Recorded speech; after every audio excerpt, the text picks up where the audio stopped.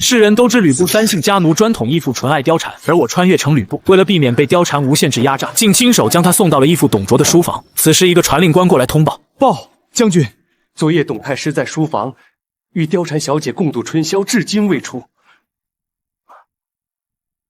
知道了，下去吧。傳令官不知道的是，他面前這個男人靈魂已經換成了我一個現代人。貂蟬和董卓打撲克，關我什麼事？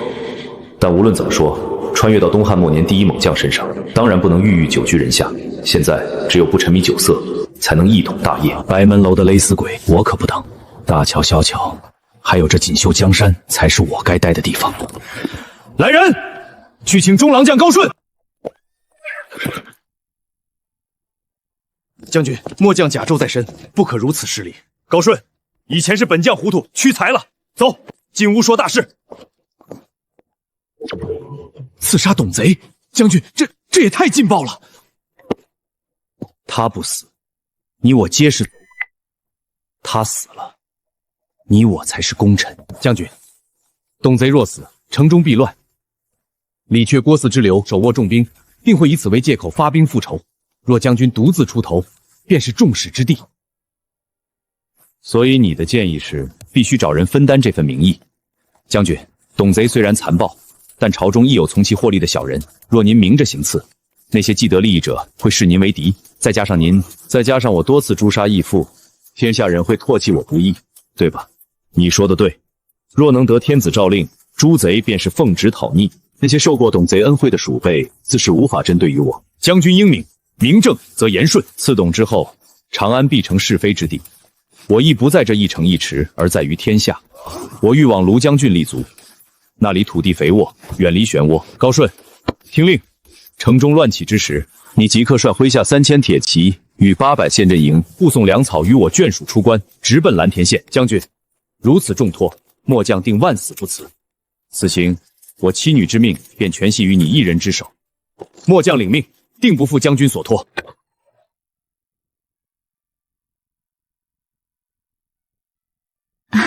夫君，你回來了。爹爹，我不想寫字，爹爹教我乐舞好不好？乖，這2天聽你娘雞的話。過幾日，爹爹帶你去外面遊玩。好耶，可以出去玩啦！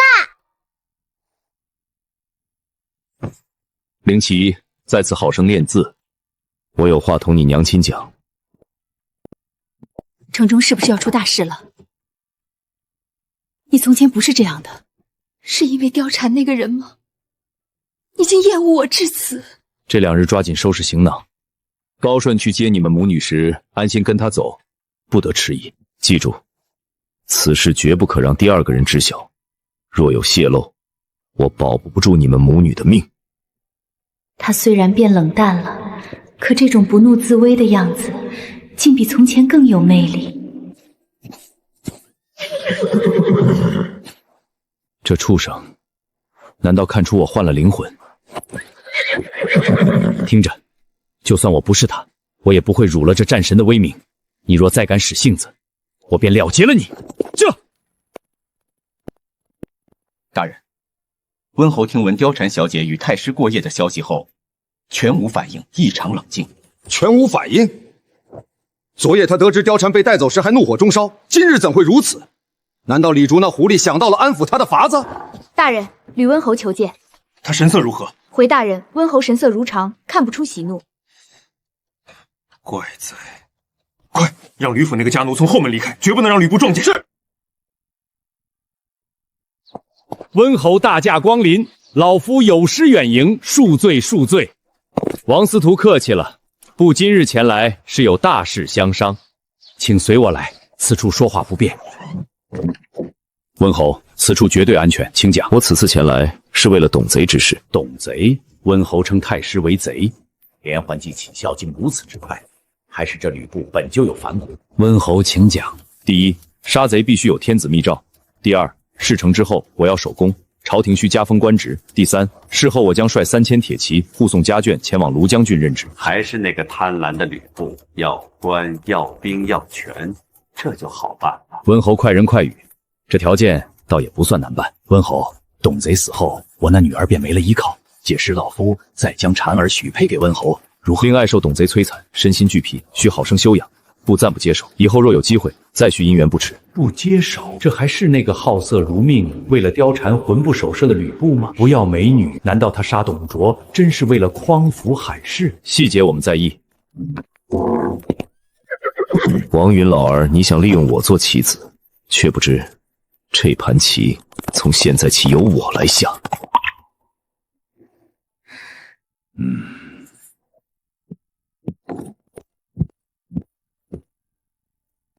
孩兒見過義父。哈哈哈哈！我兒鳳仙，辛苦勞累了，快過來。為義父排憂解難，是孩兒分內之事。鳳仙，看我身邊這位貂蟬美人兒姿色怎樣啊？此女美若天仙，正配得上義父的偉岸雄姿。哈哈，想不到吾兒也會阿諛奉承了。這番話不知是不是在王司徒書房裡現學的？老賊果然在司徒府不有眼線。真是什麼都瞞不過義父。來此之前，孩兒確實去見了王允，正是要商量禪讓大事。禪讓，你要造反嗎？孩兒怎敢？此舉全是為了義父。司徒夜觀天象，漢室氣數已盡，義父功德震於天下，若能順天應人繼位，方能救蒼生於水火。本太師對朝廷忠心耿耿，日月可見。既然蒼生需要，那陛下準備何時禪位？司徒已入宮面聖，不日便有定論。哈哈哈哈哈哈！吾兒鳳仙，快起來！為父怎會懷疑你？這幾日你多去司徒府走動，等為父登基，定少不了你的高官厚祿。謝義父。這枚棋子為何不按套路走了？若他不動情，父親的計謀該如何收山？貂蟬，你愛怎麼演就怎麼演。董賊一死，我便遠離這泥潭。陸陽郡才是我的乾隆之地。曹操，這一世咱們換個玩法。好你個呂姓匹夫，竟敢設局謀害太師！不愧是李文幽，竟然這麼快就嗅到了味道。但我已不是那個魯莽的原主了。李博士，何出此言？哼，如今長安局勢未穩，四方逆賊虎視眈眈，你此時撺掇太師繼位，無異於將太師推入火坑。此非謀害，又是什麼？李博士，我與義父無冤無仇，為何害他？再者說，你覺得以我的腦子，或是王司徒的膽子，敢布這種局嗎？難道你不想看義父登臨帝位？漢室氣數已盡，義父若受禪，你我二人就是開國元君，白日飛升。時機確實不對，但若真能成事，我便是首功之臣。你最好別讓本博士抓到證據，否則我定稟報太師，誅滅你這三姓家奴。此人智力超群，卻心腸毒辣，雖是人才，卻不可為我所用。長安終究容不下你。一封討賊詔書，一封封賞詔書。陛下對溫侯深寄厚望，望將軍盡心。不只是太守，竟然還有揚州刺史的頭銜。有了這層身份，江東那群世家大族便不得不低頭。我的霸業穩了。溫侯，此乃天恩，萬望不負重託，請司徒轉告陛下，不定叫那董賊血濺受殿台。劉協，算我欠你的。日後若我有吞炭天下之志，定保你一生富貴，全當還了今日之情。太師功德，澤必蒼生，當承漢舵，順天應人。太師血接受。曹操、孫策屬於你們的時代還沒開始，而我呂鳳仙已經提前入場了。切記，小心保管。此乃我軍入主廬江的根基。溫侯，您是不是重來一次了？重來一次，什麼意思？不，沒什麼。末將失言。重來一次，如果他是穿越者，絕不會用這種說法。唯一的解釋是高順重生了。既然他能重生，那這亂世中是否還有其他的重生者或穿越者？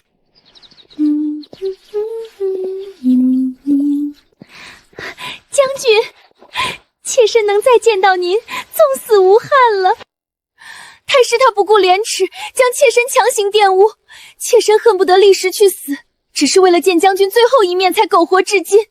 如今心願已了，妾身願以死明志。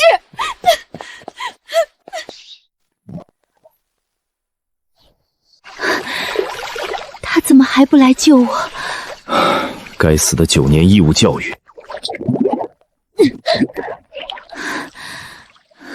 你想死，別死在我面前。今天是除賊的大日子，別給我節外生枝，管好你的戲。再有下次，我親手送你下去。無需再演戲試探，我已答應替王司徒除賊，你那一套留着去陰曹地府演給鬼看吧。他看穿了，他竟然連命定的姻緣都不要了。美人兒，本太師來了，我的貂蟬在哪裡？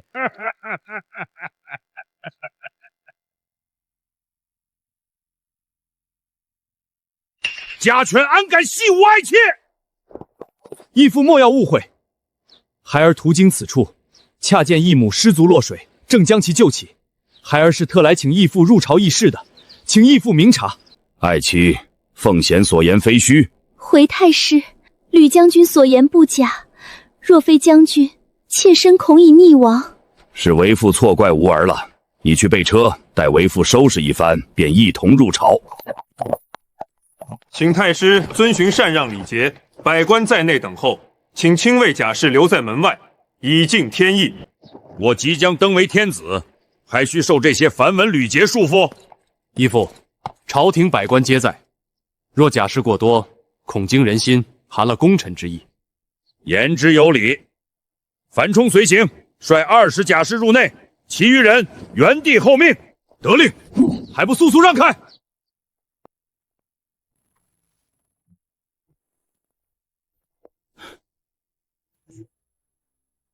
迎接本太師，為何人人持劍？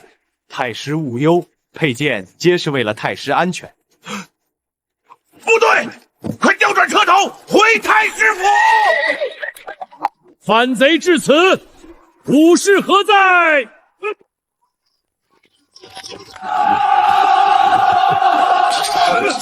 奉先，副駕，快率甲士抵擋！樊將軍去應敵。我護送義父撤離。義父，馬車太笨重，衝不出去的，快出車，騎乘我的赤兔馬走。好，還是吾兒考慮周到。董卓連滾帶爬地鑽出車門，伸出手想去抓呂布。呂布嘴角勾起一抹耐人尋味的殘忍弧度，手中的方天畫戟在陽光下泛起死亡的寒芒。就在這時，一道寒光突然閃爍，直刺董卓脖頸。董賊雖然肥胖，但畢竟縱橫沙場多年，迅速反應過來，抽出腰間手戟，將刺來的長劍格擋開了。看到出劍之人竟是自己的虎贲中郎將，董卓臉色一變，當即怒斥李肅：“本太師待你不薄，你竟敢助紂為虐！我呸！老子幫你賺來呂將軍這等絕世猛將，還助你登上高位，你卻一直不給老子升官，這叫待我不薄！給我下謝地府反省去吧！”說着，同樣是一員猛將的李肅再度出劍，一劍將董卓的手戟震飛。董卓慌亂從懷裡摸出七星寶刀，反手將李肅的劍刃斬斷。李肅眼中浮現一抹詫異，這七星寶刀果然削鐵如泥。不過李肅再度持斷劍欺身而上，騙出董卓一擊後，迅速砍在對方手腕上。董卓痛叫一聲，七星寶刀也應聲落地。眼見李肅又舉劍朝自己砍來，董卓慌忙大喊：“吾兒奉先何在？”話音剛落，他的脖子前端突然冒出一截鋒銳的戟刃，隨着戟刃抽離他眼中的生機，也迅速消失。董卓捂着不斷噴血的脖子，艱難地回過頭，聲音嘶啞低吼：“庸狗，焉敢如此！”又是一戟從他脖子劃過，董卓肥碩的腦袋已從脖子上滾下。眼見李肅要上來搶人，我當即用戟尖高高挑起董卓向上人頭，同時從懷中取出討賊詔書，奉陛下旨意，討殺賊臣董卓，愚者投降，不問罪過。董卓已死，降者免死。還在奮戰的樊稠聽到這，連忙回頭，一眼便看到高懸空中的董卓人頭。樊稠心頭驚恐萬狀，當即丟下兵刃，跪地投降。有驚無險地殺了董卓，接下來我就可以離開長安了。背後突然傳來喊殺聲，一回頭便看到張繼率領數十名甲士衝了進來。在看到董卓的人頭後，張繼愣了一下，隨即指着我破口大罵：“三姓家奴，如今敢忘恩負義，殺死董太師！”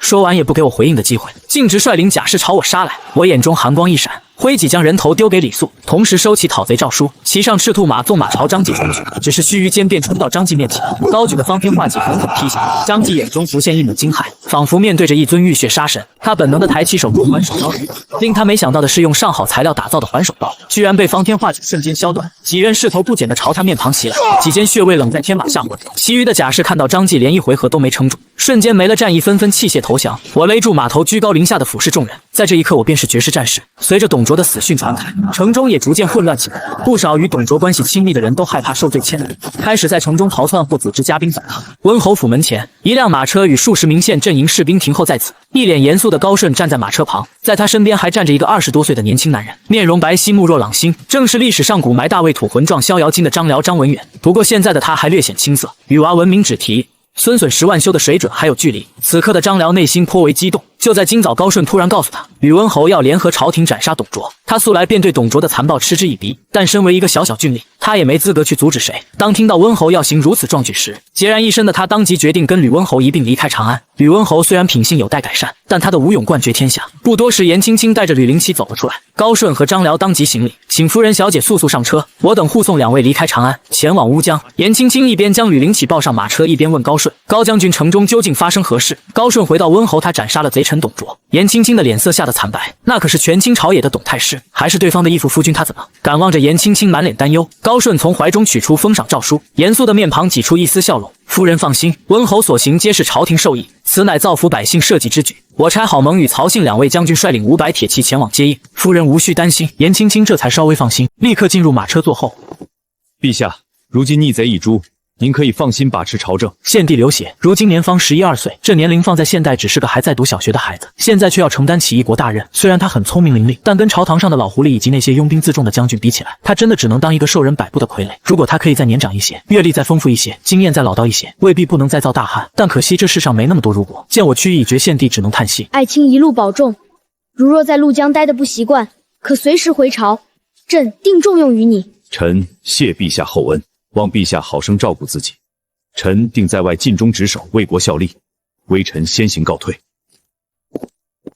只是並不知道，獻帝望着我離去的背影，眼中突然閃過一抹犀利的光芒。在皇宮門口看到了等候的500并州鐵騎，領頭的2名將領看到我後，立刻上前拱手行禮。我審視着這兩人，左邊之人虎背熊腰，腰間掛着一顆流星錘，正是呂布未來的8健將之一郝萌；右邊之人肌肉虬結，肩背進攻，是8健將的另一位曹信。歷史上郝萌曾受袁術慫恿背叛原主，這種有2心之人是不可能重用，反倒是曹信不僅勸說郝萌不要反叛，甚至和對方打了一架，還砍下對方一條胳膊。這種忠心又勇猛的人，我頗為欣賞。我拍了拍2人的肩膀，和他們一起率領500鐵騎朝城門外航去。途經太師府時，一道千嬌百媚的身影突然從巷子裡跑了出來，攔在了大路中央。正是從太師府跑出來的貂蟬，一股嫵媚透過身姿傳遞出來，讓人心醉神迷。將軍，前方刁民，速速讓開！將軍不認識妾身了嗎？妾身日思夜想，聽聞將軍即將離開長安，還望將軍能帶妾身一起離開。妾身願做牛做馬，指望能服侍將軍。溫侯如此佳人，實屬罕見。溫侯若能收為婢女，也能承得對方心意。你喜歡，那便賞賜給你好了。這怎麼好意思呢？如此佳人，理應配將軍這樣的英雄才對。我心中已有良配，此位佳人，我並無興趣。將軍口中良配是為何人？江東二喬。貂蟬眼中閃過一絲困惑，顯然沒聽說過他們的名號。可即便如此，一股強烈的嫉妒感還是湧上心。他自認為自己的美貌驚世駭俗，心有不甘的他眼眶通紅的發問：將軍為何如此嫌棄妾身？如果你真是被迫的，我其實也能原諒你。只可惜王司徒已經和我坦白了你跟他的計劃。你覺得我堂堂飛將軍會喜歡一個欺騙利用我感情的女人嗎？聽完我的解釋，貂蟬當場淚如雨下，他感覺很委屈。他也不過是父親計謀中的一枚棋子吧，但現在他卻成了對方口中欺騙感情的女人。本來想着能在董卓死後成為對方的女人，哪怕是妾室都行，畢竟被董卓睡過的女人這件事本身就是一個一生都洗不掉的污點。我現在給你2個選擇，要麼回蘇家繼續做他的義女，要麼我就把你賞賜給我的部下，和我們一師行軍，你自己選吧。我能看出郝萌對於貂蟬的垂涎，如果能將貂蟬賞賜給對方，相信對方絕對會比現在更忠誠。貂蟬在猶豫片刻後，居然一咬牙：妾身願意追隨將軍的部下。望着貂蟬眼中的決絕，我心頭湧起一抹詫異，這女人該不會是想伺機報復自己吧？不過沒有過多擔心，甚至內心湧起一絲期待。我倒是想見識見識，若能借她之手除掉郝萌，這個將來可能背叛自己也不是不能接受。想到這裡，我露出諱莫如深的笑容，微微點頭。既如此，我便把你賞賜給郝萌將軍。希望你好生服侍他。如果敢撺掇郝将軍做什么不好的事，本侯定斩不饶。是，妾身谨记。温侯如此重赏，末将无以为報，深请君善，唯有以此身軀，为温侯建功立業，征戰殺伐。別耽擱了，抓緊上馬，爭取早點趕上高順他們。郝萌起身後滿臉喜悅地看向貂蟬，貂蟬雖然心裡有些排斥這個徒有肌肉沒有顏值的糙漢，但現在他已經屬於對方了，也只能對着郝萌款款施禮。妾身見過將軍。一旁的曹興忍不住感慨，真羨慕你啊，居然能得如此佳人。郝萌哈哈一笑，放心，以後你有需要我可以借他服侍你幾天。曹興當即搖頭擺手，別，這可是溫侯賞賜給你的，我可不敢染指。因為赤兔馬飛快又是率先行動，因此最先來到城門口等待後方的部隊。這時一名衣冠楚楚、溫文爾雅的老者領着一名容貌倩麗的女子來到我面前。女人這一身淡紫色宮裝，其上繡着精美繁複的花紋，腰間繫着白翎玉帶，小臉精巧秀麗，唇紅齒白，膚若凝脂。老者對着我拱手行禮，老夫蔡邕見過溫侯。我眼中浮現一抹詫異，這位可是東漢有名的大才子，當然他的女兒於後世名氣更大，那便是赫赫鼎鼎的4大才女之一蔡文姬。以她的氣質，顯然是嫁過人了，不過丈夫未中到早就死了，現在的她活脫脫一個漂亮小寡婦。我體內的孟德之魂不自覺動了一下。不知蔡中郎有何吩咐？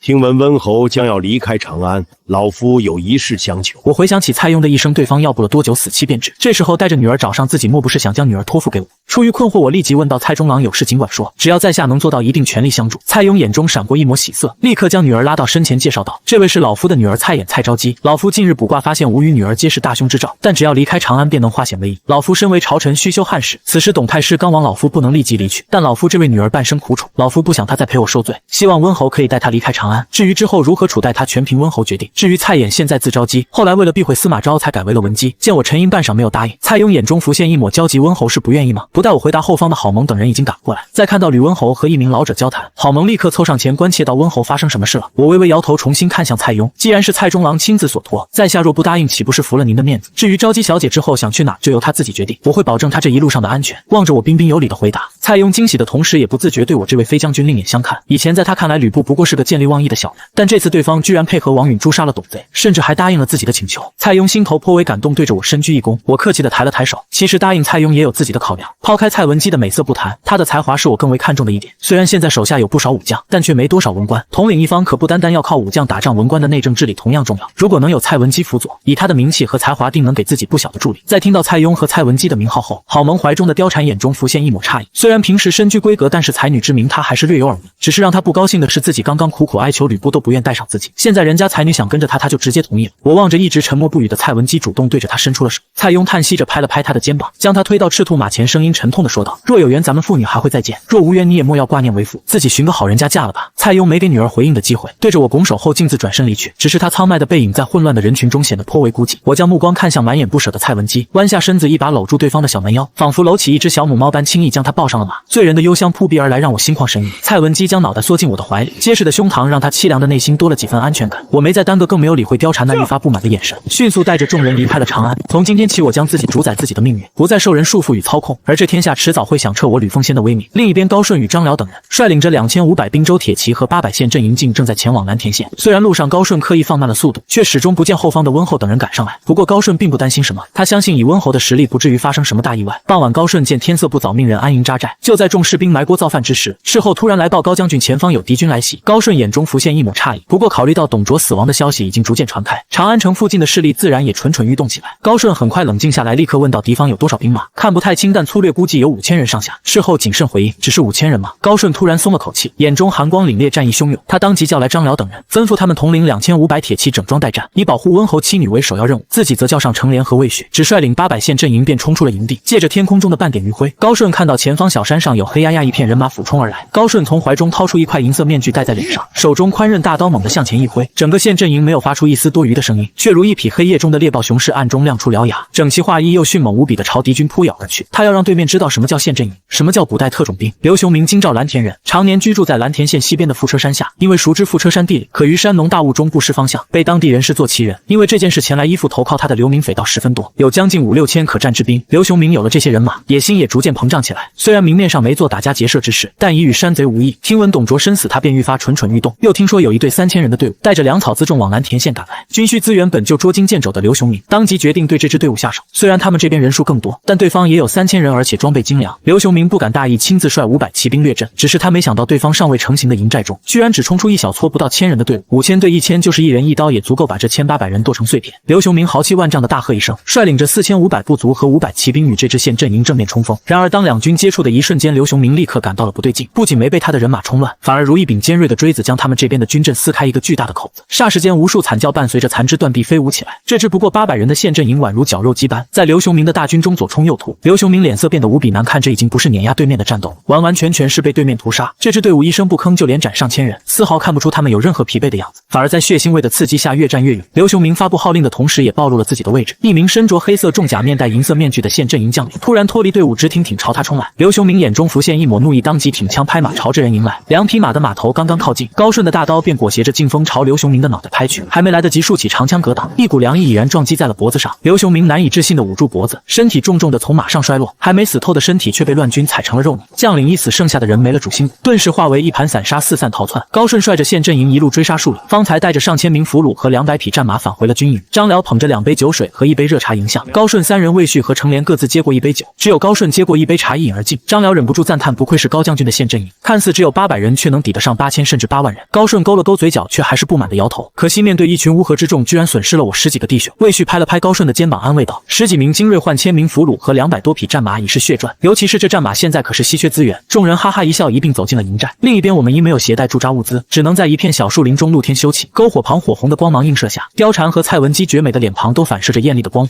論姿色，蔡文姬要稍遜貂蟬，但論氣質，蔡文姬要遠勝對方。此刻在二女中間還坐着一個看起來16歲左右的少女，少女一身黑色衣裙，膚色白皙嬌小可人，不過她的小臉上卻滿是淚痕，似乎剛經歷了什麼痛苦之事。之所以我們沒在今天趕上高順他們，正是因為這位從梅霧方向趕來的少女剛離開長安城沒多久，就在路上遇到數十名土匪在追趕包括這名少女在內的許多人。梅霧是董卓生前建造的歡愉之地，其中容納了成百上千的美男美女。本來是李傕郭汜率軍在那裡駐守，得知董卓死後，李傕郭汜便帶着飞熊軍在梅霧肆掠一番，隨後逃往涼州。不少被囚禁的人便趁機從梅霧跑了出來。不過隨着長安城動盪起來，蟄伏許久的山賊們也變得活躍。我雖然沒有討伐山賊的想法，但既然見到了，便順勢將包括這名少女在內的許多人救了下來。不過其他人都選擇了前往長安，唯獨這名少女在聽說了我的名號後堅持要留下來。你叫什麼名字？這是我第3次問出這個問題，之前2次少女都只是紅着眼睛看着我一言不發，但這一次她沉默片刻，小聲回應我叫小白。真是樸實無華的名字，我暗評一聲，微微頷首。既然你決定跟着我們，我也沒什麼意見。不過我軍中不養閒人，你以後就在我軍營中打打雜吧。如果有什麼人敢欺負你，儘管告訴我。我多謝將軍。小白對着我感激地低下了頭，不過在別人看不到的角度，他的眼中卻閃過一抹狠厲的光芒。經過半天的追趕，終於在距離藍田縣城還有500米的地方與高順等人會合。顏青青高高興興地和女兒前往迎接，然而在看到丈夫背後的宮裝女子時，她臉上笑容頓時收斂。顏青青沒有多想，立刻朝着我迎了上去，溫柔地拉住你的手。夫君一路辛苦了，路上沒遇到什麼危險吧？我捏着妻子柔軟的小手，笑着反問。你夫君我勇冠3軍，天下無雙，能遇到什麼危險？望着丈夫臭屁的樣子，顏青青溫婉一笑，不動聲色地看向蔡文姬。這位應該是招姬姑娘吧？為什麼她會跟夫君一起前來？我看了眼神情落寞的女人，嘆息着將蔡邕拜托付的事告訴了顏青青。顏青青恍然點頭，心頭的一抹猜忌逐漸消散。她又看向不遠處被魏續等人包圍的郝萌和貂蟬，繼續問道：那位天仙女子應該就是夫君心心念念的貂蟬了吧？我低下頭望着顏青青臉上的絲絲不悅，打趣道：怎麼吃醋了？放心，只要你願意嘗試我教你的新姿勢，我保證不會再對她有任何想法。顏青青的俏臉瞬間漲紅，貝齒輕咬下唇，糾結片刻後才羞答答回應：妾身會盡量滿足夫君的。聽到這樣的回答，我滿意的笑了起來。接下來我讓眾人整軍進入藍田縣。藍田縣的縣令聽聞呂溫侯率軍抵達，早就來到縣城外迎接，畢竟是誅殺了董賊的英雄。我的威名伴隨着董卓之死逐漸傳開，雖然也有罵我方天畫戟是磚桶衣服的，但更多的卻是大義滅親的美名。我率眾在藍田縣休息2天，順便從高順等人俘虜的1000多士卒中精選出500人充軍。這樣一來，3800人馬暫時提升到了4300人。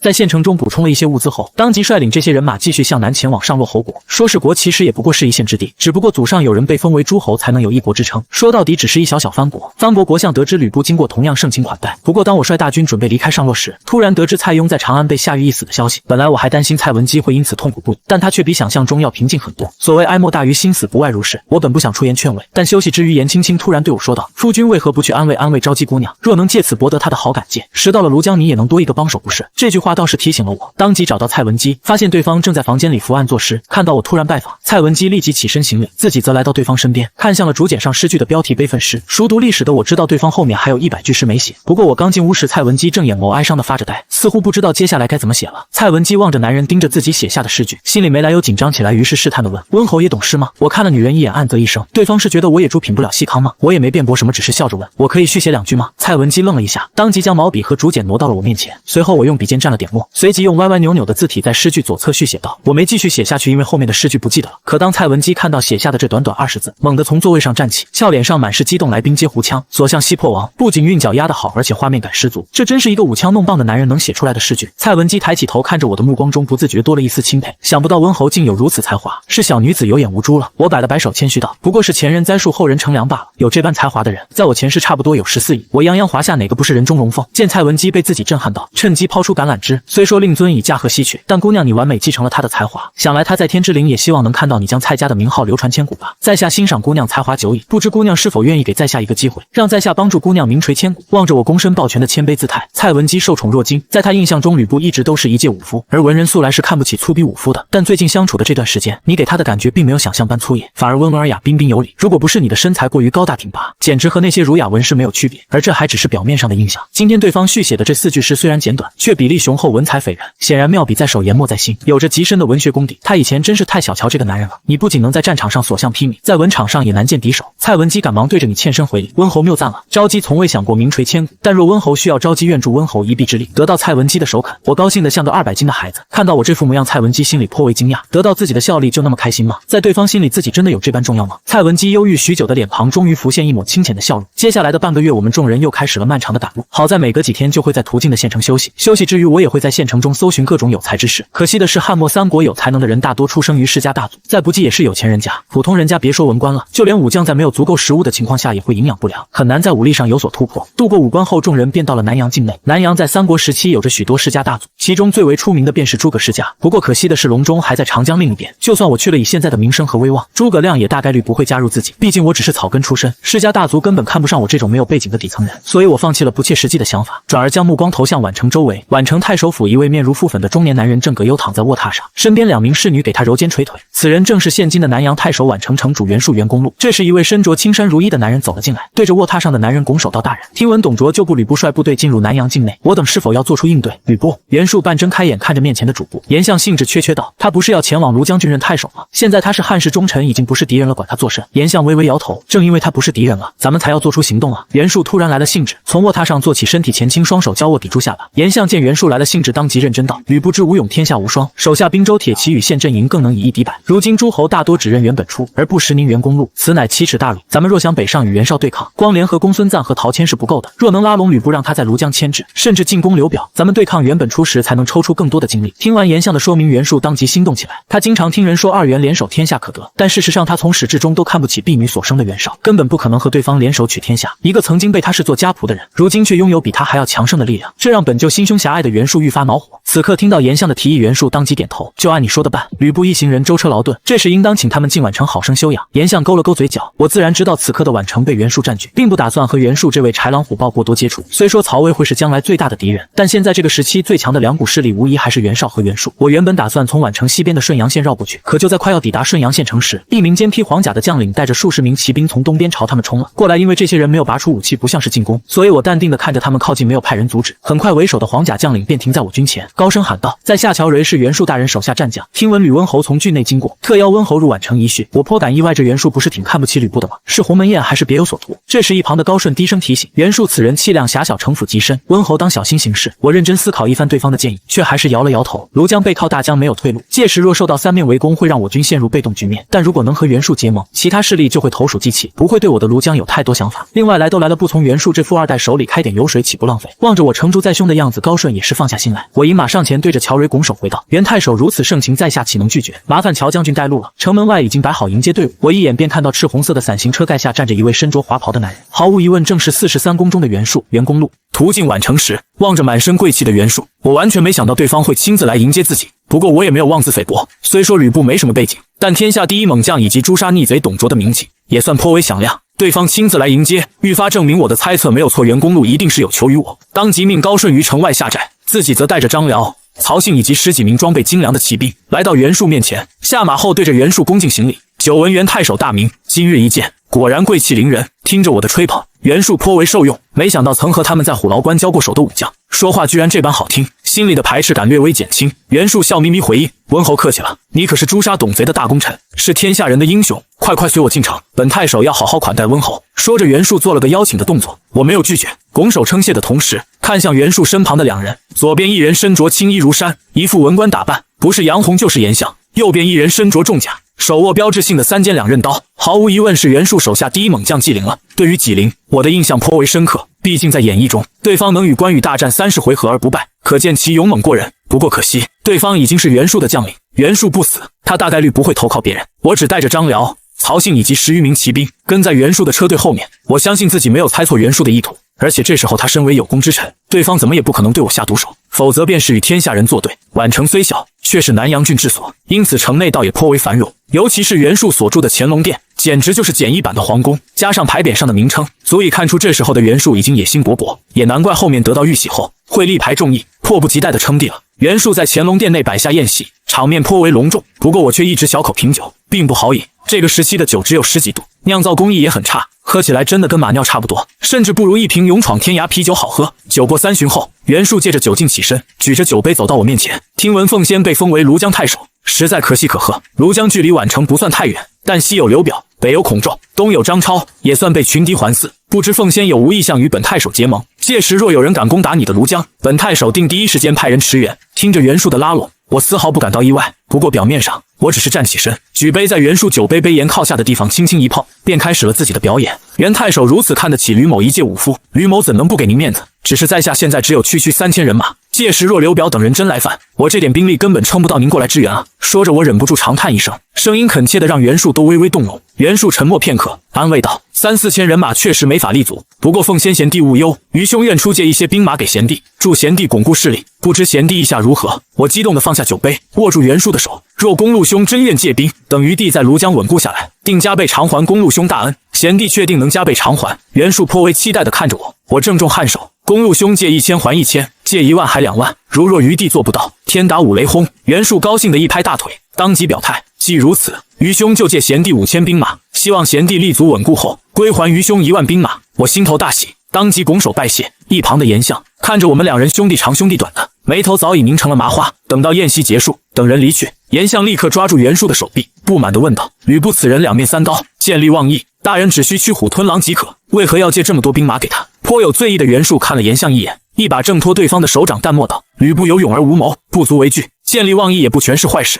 予以小利便能得到他的信任。至於我借他的5000兵馬，屆時會由心腹大將喬瑞親自統領，看似是出借給他，實則既起到了監視效果。若有一天我們攻打廬江，喬瑞他們也能成為我們的內應。而且若他說話不算話，不還我1萬兵馬，豈不敗壞他自己的名聲？如此一彈三鳥之計，閣下以為如何？”嚴相看着笑容自信的袁術，一時不知該如何反駁。雖然總覺得哪裡不對，但對方說的如果真能成為現實，確實不失為一良計。可未來的一切真的能按對方料想的那樣發展嗎？翌日清晨，我命令郝萌和貂蟬帶人進城中購買物資，自己則帶着嚴青青、呂靈啟、蔡文姬以及侍女小白進城中閒逛。望着街道上琳琅滿目的商品，我倒是驚訝於這宛城的發展。這袁術確實有點東西，手下能人也頗多，只可惜能力支撐不了龐大的野心，否則也算是一個勁敵。不過現在嘛，我完全不把對方放在眼裡。正在街上閒逛，偶然從一家武館前經過，不少壯漢在門口對練，磨礪武藝的同時，也向路人展示自己的強壯，希望有人可以借此看上他們，聘請他們當護院或者府兵。武館的館主看到極其壯碩的男人帶着3大1小4個漂亮女人到來，立刻明白這是個狗大戶，笑眯眯地迎了上來。不知大人有何吩咐？我掃了眼外面的壯漢，這些人應該都登記在冊吧？給我看看名冊。畢竟古人的長相少有辨識度極高的，比起親自觀察他們的強弱，還是看名冊上有沒有熟悉的名字效率更高。館主應了一聲，從後房取來2卷竹简，我将竹简攤開，上半部分記錄的是名字和年齡，下半部分則記錄着他們的籍貫、月俸等信息。目光在一個個陌生的名字上掃過，從最開始的滿懷期待到最後的滿臉失望，這2卷名冊上一個熟悉的名字都沒有。不過想想也是，宛城畢竟是個小城，有能耐的基本都被袁術招攬去了。就在我失望的打算離開時，一名國字臉、面容剛毅的壯漢背着把銅大刀，風風火火地衝了進來。他的目光和我交錯而過，彼此忍不住多看了幾眼。不過壯漢很快移開目光，望向一旁的館主。館主，聽說你這裡可以幫人介紹差事，在下想在你這兒報個名。他冷漠回應：報名可以，需先繳納報名費500文。500文？壯漢瞪大了眼睛。不是，我都還沒賺到錢，你就收這麼貴？我哪來這麼多錢給你？館主冷笑一聲，一副是塊嘴臉，沒錢就滾蛋，愛去哪兒去哪兒。壯漢咬牙切齒，卻又不好發作，只能轉身離開。然而剛走沒兩步，一隻大手倏地攔在他面前。壯漢抬起頭，發現攔住自己的是剛剛那個比他高一個頭的男人。望着對方溫和中帶着鋒銳的眸子，他能感覺這家伙非常危險，於是拱手問道：“閣下有事嗎？”我抱拳回禮：“在下呂布，能請教閣下尊姓大名嗎？”此名一出，整個武館瞬間躁動起來。對於武將來說，人中赤兔，馬中呂布的稱號，那可是如雷貫耳。雖然也有人會比呂布空有無勇，沒有道德，但大部分武將對於呂布的名號還是頗為敬重。面前的壯漢顯然也聽說過我的名號，滿臉驚訝地打量着。不過很快他便反應過來，拱手道：“在下文聘，見過呂將軍。”我心頭一連冒出些許疑問，如果這真是歷史上的文聘，那絕對是非常優秀的統帥，而且歷史上的文聘功勳卓著，絕對是不可多得的人才。但有沒有可能只是同名？畢竟剛剛在那2卷名冊上就看到了不下5個同名。為了驗證猜想，我壓下心頭的激動問道：“你是想找差事嗎？我可以給你一份俸祿豐厚的差事，當然前提是你需要和我交手一番。若能達到我的預期，我就聘用你。不知你意下如何？”文聘顯然沒想到鼎鼎大名的呂布居然會主動邀請自己，本就心懷大志的他當即答應下來。能得將軍賞識是在下的榮幸，還請將軍賜教。我微微一笑，和對方一起來到前院中。其他壯漢們默契地讓開一塊空地，全都想看看傳聞中的呂布究竟有多強大，還有對面這人能被呂布看上又有幾分本事。文聘杵着銅大刀，望着兩手空空的我問道：“將軍是要空手鬥還是兵器鬥？”我自信一笑，為了公平起見，我空手你兵器。此言一出，周圍的壯漢頓時激動地吶喊起來。顏青青望着丈夫的背影，雖然相信對方的強大，卻還是免不了擔心。倒是他身旁的呂靈起興奮地攥着小拳頭，激動吶喊：“爹爹加油，爹爹天下第一！”蔡文姬饒有興致地看着我的側臉。自從答應幫我做事後，我便對她愈發關心。從丈夫死後，她已經許久沒有這種溫暖入心的感覺了。不過沒人注意到，縮在3人身後的黑裙侍女小白，眼中閃過一抹不起眼的寒芒，寒芒閃爍的刀刃毫不花哨地朝我劈來，如龍吟般嗡嗡作響。然而我的身法靈活無比，宛若蛇形游鏢，躲過一擊的同時，沙包大的拳頭迅速砸在文聘的胸口。文聘悶哼一聲，心裡大火，這一拳的力道簡直就像被10星大錘重重砸中，差點把他肋骨砸斷。不過身為一名優秀的武者，抗擊打能力肯定專門訓練過了。文聘強行咽下湧到喉嚨處的氣血，以退後一步為代價，將手中大刀在我周身劃出一條條亮麗的軌跡。但讓文聘心驚的是，自己仿佛成了人體描邊大師，攻擊總是差一點點就能碰到對，卻總能被對方靈巧地躲過。不過文聘也不甘示弱，突然扎下一個馬步，刀尖如靈蛇出洞，徑直朝我的腰部刺去。就在我準備扭腰反應時，他卻突然虛晃一刀，刀刃猛地上抬，鋒銳的刀鋒迅速在我的胳膊上劃過，火光迸溅中，外衣被劃出一個口子，露出其中金光閃閃的鱗片內甲。我和文聘默契的同時停下攻擊，低頭看着自己胳膊上的衣服破口，不僅沒有生氣，反而露出喜悅的笑容。雖說我更擅長馬上作戰，但馬下作戰除了點，只怕也沒幾個是我的對手。而面前這個男人卻能夠砍破自己的衣服，這絕不是一般的戰將能做到的。所以現在確定，眼前這個文聘就是歷史上的曹魏名將江夏鐵壁。我哈哈一笑，欣賞地拍了拍文聘的肩膀：“很好，你過關了以後就跟着我混飯吃吧。”文聘眼中迸射出驚喜，當即單膝下跪抱拳行禮：“文聘謝過將軍。”我將文聘扶起，以後都是自家兄弟，用不着這麼客氣。等隨我回了軍營，我再給你安排職位與差事。我和文聘陪着4女在街上買了些東西後，便返回了軍營，將文聘與眾將士介紹了一番，又展示了肩膀上的衣服破口。眾人聽說這家伙居然能砍中溫侯一刀，眼中的輕視頓時減輕不少。我很清楚，一個白身武將想要一來就服眾，難度非常高，必須得為文聘抬高一些身價，才能讓他在軍營中好過一些。介紹完畢後，我便讓文聘在高順手下先當個校尉。校尉雖然是比較低級的官職，但也比普通士兵要強得多。而高順是個很正直的将領，不會因為文聘出身低微就看不起他。文聘對此十分滿意，對着我再次拜謝。處理完軍務後，我返回了自己的營帳，算算時間，李傕、郭汜應該已經進犯長安了，可為何到現在都沒有消息傳來呢？難不成因為我的離開，李傕、郭汜根本沒打過來？帶着這個疑惑，我立刻派遣2名斥候前往長安打探消息。翌日，我望着由喬蕤率領的5000部族來到軍營，眼中頗為驚喜。倒是一旁的高順眉頭一皺，因為喬蕤帶來的這些士兵大多老弱，甚至連件像樣的鎧甲都沒有，就連手中的兵器都十分殘破，這哪裡是士兵，簡直是來吸他們血的螞蝗。不過他相信溫侯不可能看不出這些，卻還是如此高興，想來是早就料到這種情況了。我確實猜到了這一點，以對袁術的了解，對方絕不可能做虧本買賣，自然不會借給我裝備精良的5000甲士。不過在我看來，只要不是老得幹不動活的人，那都是寶貴的人力資源。在這亂世，可不是由士兵的數量來決定一方勢力的強弱的，足夠的人口才是讓一個勢力強大起來的根基。現在缺的根本不是士兵，而是人口數量。這5000人哪怕全都不能作戰，但只要能種地能生產，那便是有用的存在。喬蕤望着我一臉熱切的樣子，本來帶着這些老弱之兵過來還有些不好意思的他，頓時鬆了口氣。沒想到這位呂溫侯氣量如此之大，居然沒有因此而動怒。我望着喬蕤眼中閃過的愧疚，暗暗一笑，這喬蕤除了有些無勇，其他方面都不太行，拿捏這種程度的武將還是很輕鬆的。我當即將喬瑞邀請到軍營中，熱情款待。喬瑞沒想到自己居然能受如此重視，對於我逐漸生出了幾分好感。畢竟他的主公袁術對他都沒有這般關切。眾人最後在宛城外休息了一天，第二天便向袁術告辭，開拔向着南邊行去。不到一天的功夫，眾人便來到了聂陽縣城外。只是讓我感到奇怪的是，之前每到一個縣城都會有人出來迎接，但這會兒縣城外卻連個人影都沒看見。我當即意識到這縣城似乎發生了什麼事情，於是派喬瑞率領50人前往查探。喬瑞雖然心裡有些不情願，但畢竟寄人籬下，也只能聽從吩咐，帶着人進入到縣城中。不多時，這些人便立刻飛奔出來，神色慌亂。喬瑞捂着口鼻，不滿地對我說道：“裡面發生了小規模的疫病，縣令正組織人手進行救治，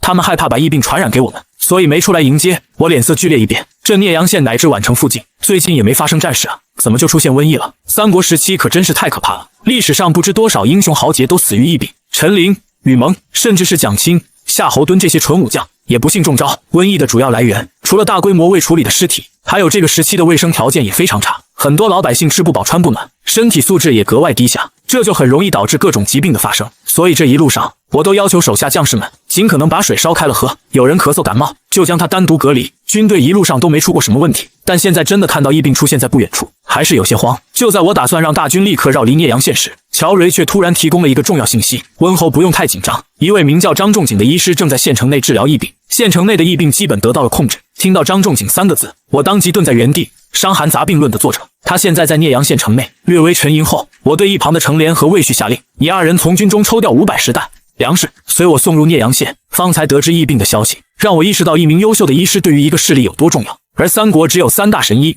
華佗、張仲景和董奉。董奉現在還沒出生，和神醫華佗比起，張仲景的名聲沒有那麼響亮，但他卻是專攻疫病方面的專家。所著《傷寒雜病論》更是對後世產生了深遠影響。如果能請動這位神醫加入，那軍隊的醫療方面就能得到極大的保障。對於軍隊來說，最害怕的就是瘟疫這種大規模惡疾。高順見我居然不顧風險，打算親自進入，當即阻止道：“溫侯要去請神醫少婦替您去即可，您若不小心感染了疫病，那可就麻煩了。”望着高順認真的表情，我突然想到什麼，當即命人找來一些厚實的布巾，折疊以後繫在臉上，如口罩般形成了簡易的防護，讓其他跟自己進城的人全都戴上布巾。隨後才拍了拍高順的肩膀：“你先帶人繞過聂陽縣前往吉陽，我這邊處理完事情就過去。放心，身體強壯的人是不容易感染疫病的。”見自家主子執意如此，高順只能嘆了口氣，帶着其他人先行離開。喬瑞和剛剛隨他進入縣城的人被單獨隔離在了隊伍最後方。喬瑞也明白這個道理，並沒有因此感到不滿。一入城中，不多時，我便看到一位40歲上下、身體健壯的男人，正指揮着縣城裡的官兵掩埋屍體、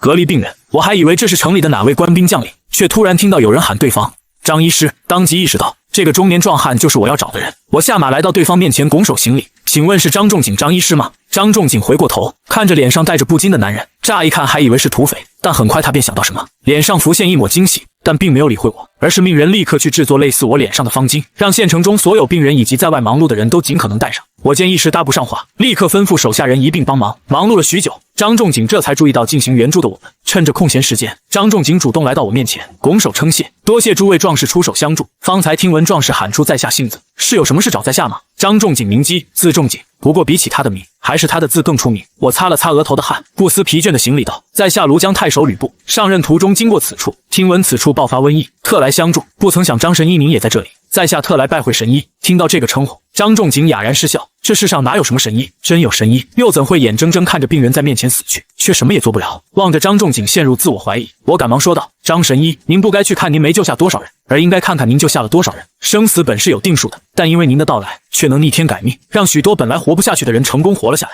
依在下所見，並非要救下所有人才能稱為神醫，能有一顆懸壺濟世之心，配合高明的醫術救人，便足以稱神。”聽完我的話，張仲景忍不住嘆息一聲：“神醫不神醫的，終歸是虛名。如果可以多救一個人，又怎能眼睜睜看着別人在面前死去呢？”見張仲景不說話，我趁機說道：“張醫師，一個人的力量是有限的，但若您能將您的醫術傳遞給更多醫師，不就能拯救更多百姓了嗎？”張仲景眼睛驟然一亮，原本陰霾的內心像是被人打開了一扇窗，有明媚的陽光直射進來。他審視着我，有種刮目相看的感覺。最近他也聽說了我斬殺董卓匡扶社稷的義舉，但沒想到如此勇猛之人，居然還能有這般見地。張仲景點了點頭：“將軍所言極是。”我眼中閃過一抹期許，順着口風發出邀請：“既如此，不知張醫師是否願意隨我前往廬江？我願全力支持您，以我軍為大本營，向周遭乃至天下普及醫療知識，發展醫療技術。”望着我求賢若渴的目光，張仲景沉默2秒，還是搖了搖頭。能得将军賞識是在下的榮幸，但聂陽縣病患眾多，我需留在此處照顧他們，以徹底根絕疫病，否則在下也不能安心離開啊。我眼中閃過一抹失望，卻還是抱着一絲僥倖問道：“不知根絕疫病需要多久？短則1月，長則1年。”張仲景無奈回答。我不自覺回想起前世經歷過的一場瘟疫，突然理解了對方的無奈，惋惜地嘆了口氣。不能得神醫，我之不幸，天下人之大幸也。最後，我只能拱手告辭。虽然現在不能請動張醫師，但如果將來有機会，還望張醫師可以到廬江看看。另外，在下特意送來500石糧食，希望能為城中百姓解燃眉之急。看到這些糧食，張仲景大喜過望。將軍大義，仲景替聂陽縣的百姓謝過了。他日有機會，定前往廬江拜謝。張仲景突然想到什麼，從隨身的包裹裡取出5卷竹简，這是在下平日裡整理的關於大義的資料。我給他取名為《傷寒雜病論》，雖不是什麼傳世典籍，但或許能為將軍提供一些幫助。若將軍能將其中的內容傳播出去，讓天下百姓都擁有基礎的防疫知識，想必可以拯救更多人。望着面前一小堆竹简，我失望的面龐瞬間爬滿驚喜，居然是《傷寒雜病論》，而且還是原解。想不到張仲景居然已經寫出來了，甚至直接送給了我。多謝神医饋贈，呂某定不負您的期望，將這些醫學知識發揚光大。張仲景樂呵呵一笑，將軍不必多謝，城中不便久留，還請速速離去。我不捨得看着對方，对於人才的渴求，我可絲毫不比人妻曹差。這時，我突然想到什麼，認真提醒：如果條件允許，張醫師可用少量雄黄酒在病人家中清灑以消毒。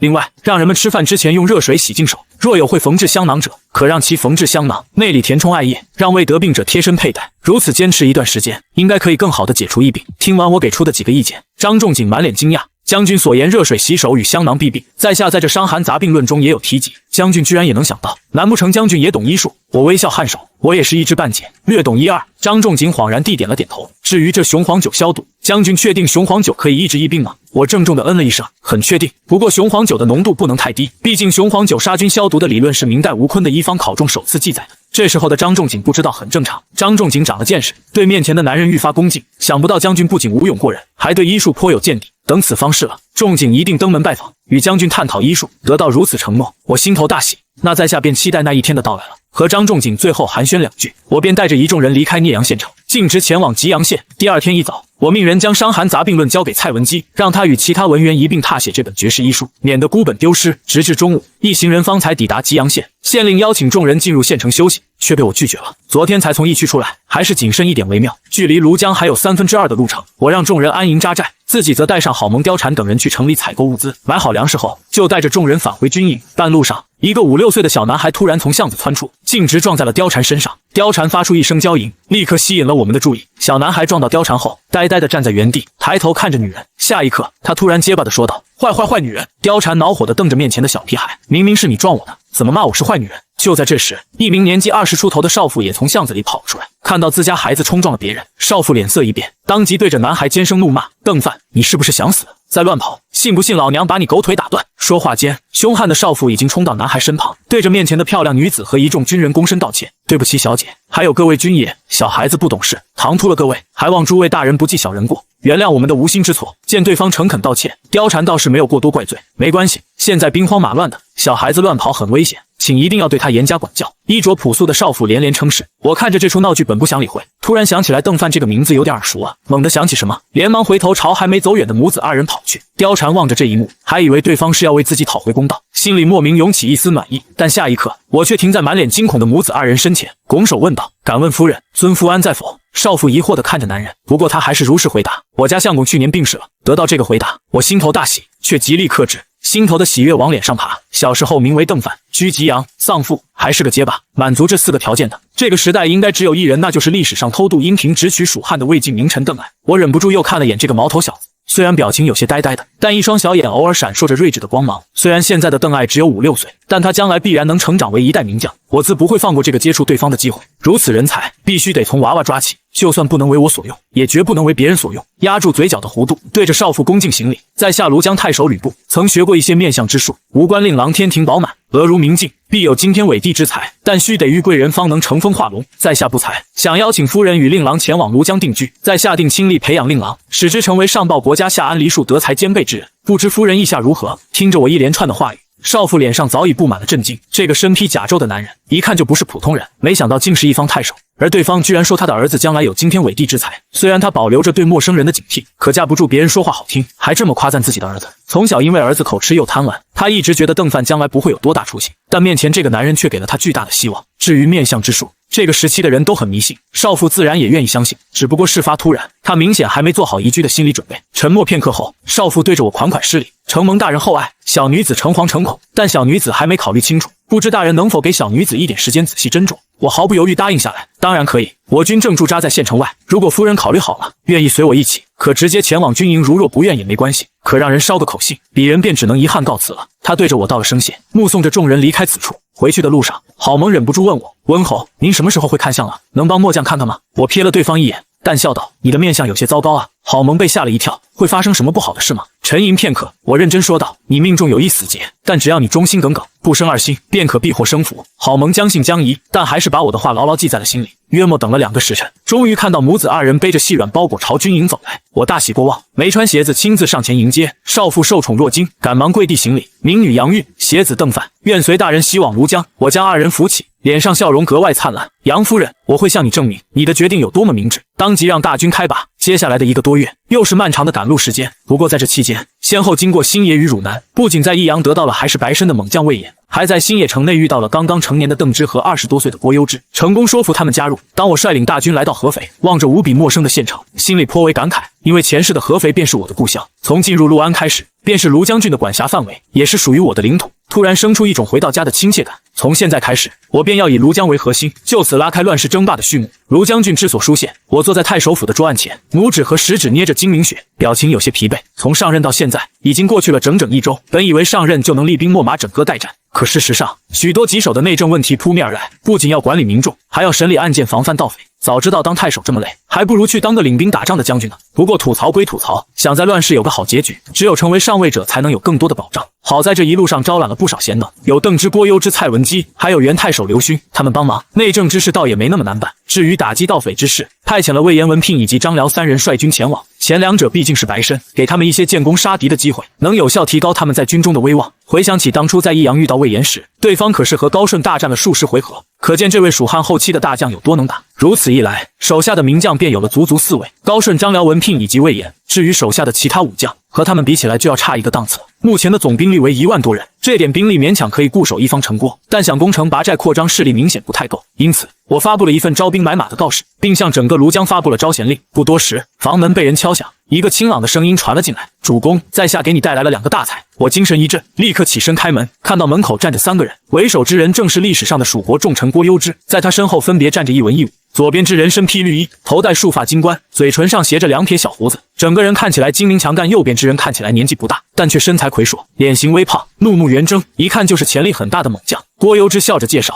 這位是劉燁、劉子揚，光武帝劉秀之後，智略超群。另外，他還為主公帶來了4000精兵。”我握住劉燁的手，欣喜若狂地說道：“早便聽聞先生大名，吾德先生如得此防也。”劉燁望着無比熱情的我，心裡頗為驚訝。傳說中的天下第一猛將專統一夫的小人，好像也沒想象中那麼糟糕啊。如果不是為了避火，他其實是不想來投靠對方的。但眼前這家伙如果真的有本事，安心在對方手下效力也不是不可以。劉燁謙虛地回應：“主公客氣了，子房若無高祖，亦難成大事。子揚與子房相差甚遠，但主公卻勝過高祖萬分。子揚相信跟着主公定能達到比肩子房的成就。”聽着劉燁的吹捧，我哈哈一笑，臉上卻沒有絲毫驕傲之色。在真正達到某個高度之前，任何的吹捧都是沒有意義的。看向一旁年輕的武將，郭攸之立刻介紹道：“這位年輕人名為陳武，字子烈，廬江本地松滋縣人。他如今年方15，但履歷過人，武藝精湛。陳武，這不是江東12虎臣之一嗎？雖然名氣不大，但能力很是不俗。就連《三國志》的作者陳壽都讚揚他為江表之虎臣。如果不是跟着孫十萬在合肥之戰戰死了，後續是有機會建立更多戰功的。小伙子，本太守很看好你，希望你可以在未來的戰鬥中奮勇廝殺。只要戰功足夠，本太守定會給你升職加薪。”陳武聞言，從剛剛緊繃的狀態放鬆下來，對着我鄭重感謝。我讓郭攸之和陳武先行離去，劉燁則留了下來，帶着劉燁走進書房，指着桌上的一份文書問道：“最近從長安傳來消息，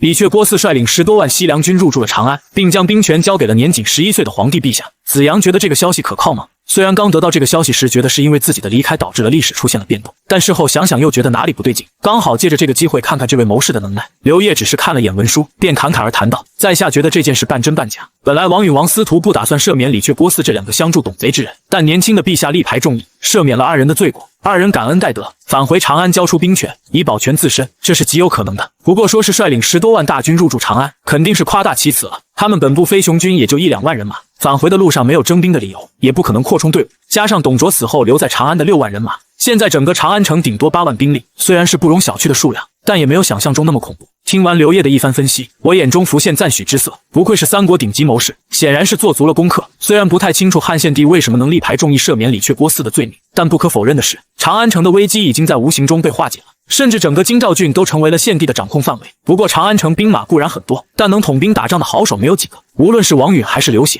想要徹底掌控這些兵馬，需要不短的時間。而且京兆郡東有曹操，南有袁術、張魯，西有董卓殘部和馬騰，北方還有鲜卑外族的侵擾，可以說是四面受敵。幸好我離開的及時，否則京兆郡要解決的問題可比廬江郡要多得多。我看了劉燁一眼，繼續問道：“子陽覺得我軍現在該往哪方面努力？”劉燁目光灼灼道：“那要看主公是想偏安一隅，還是雄圖天下了。”我驚訝地看着劉燁，跟聰明人玩腦筋果然是件累人的事。他沒有直接回答，反而用問題來回答問題。那足下覺得我應該固守一方，還是東征西討？劉燁眼中閃過一抹金光，經過一番試探，他已經確定面前的男人並不是一個空有武力沒有腦子的武夫，這讓劉燁心裡對對方的評價更高了幾分。沉吟2秒後，劉燁認真回道：“如今漢室衰微，群雄并起，废史立木加劇了中央對外地的失控。依在下愚見，主公欲取天下，當在此時。”我目光銳利地看着劉燁，這家伙果然如歷史上說的，很會逢迎別人。雖然自己確實想謀取天下，但我不會在沒有完全信任的人面前暴露真實的想法。子陽乃光武帝劉秀之後，不思再造大漢，卻撺掇呂某圖取天下，究竟意欲何為？劉燁看着我犀利如劍的眸子，心頭微凛，意外發現自己有些猜不透這個家伙。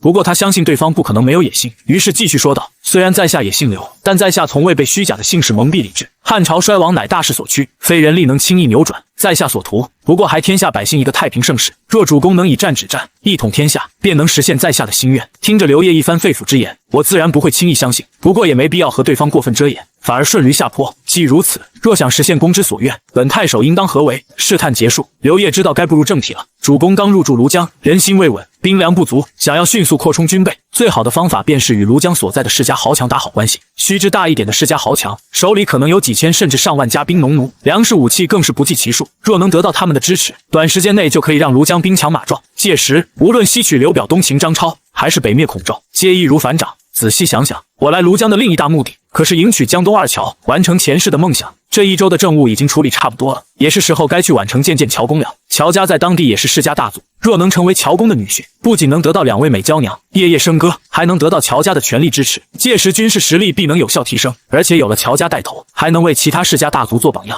讓他們主動來依附自己。確定好下一步打算後，我便讓劉燁下去休息了，自己則前往軍營，叫上陳武、魏延以及鄧芝和數百騎兵，一併前往宛城。宛城喬家偌大的3進4合院，正院內的一棵大銀杏樹下，2道身影正坐在石桌前，搖着蒲扇悠閒地聊着天。其中的年長者看起來30多歲，氣色紅潤，面容飽滿，甚至還有大肚腩，正是喬家家主，人稱喬公的喬化。坐在他對面的少年17、18歲，面容白皙，玉樹臨風。喬化一邊搖着蒲扇，一邊問道：“聽說揚州刺史呂布已於1周前抵達舒城，公瑾覺得此人有無支持的必要？”被稱作公瑾的少年，自然是歷史上聞名天下的東吳大都督，與諸葛亮齊名的絕世英才周瑜。周公瑾。周瑜喝着涼茶，看着桌上的圍棋棋盤，淡然搖頭。雖是一員猛將，不過一棋子耳。喬公與其投資他，不如投資孫伯符。伯符武勇不輸呂布，智略更是碾壓對方，再加上先父留下的精兵猛將，他日必能在江東稱雄。聽着少年又一次向自己推薦孫策，喬化知道這2人關係甚好，卻不予苟同。畢竟孫策現在還駐紮在淮南江都，覬於袁術手下，所謂先父留下的精兵猛將也被袁術牢牢把控着。雖然他確實很看好周瑜的才智和孫策的武勇，但要投資他倆，也得等他們有了立足之地才行啊。可亂世之中，時間不等人，和他們比起來，呂布已是管理他們宛城的一方太守乃至刺史。2人閒聊之際，下人突然來報：“家主，廬江太守呂布派人下牒，不多時便會抵達喬家拜會家主。”喬化猛地起身，臉上表情難以置信。他扭頭問周瑜：“公瑾，知呂布此來是何意圖？”周瑜顯然也沒想到呂布會突然到訪，他沉默片刻，嘆息着說道：“呂布初來廬江，立足未穩，必是有人建議他拉攏地方豪強，借此壯大自身。”周瑜起身，對着喬化拱手告辭：“呂布一匹夫，不足以成大事，還望喬公謹慎對待，在下不便與之相見，便先行告退了。”說完，周瑜便在喬化複雜的目光中從側門離開了。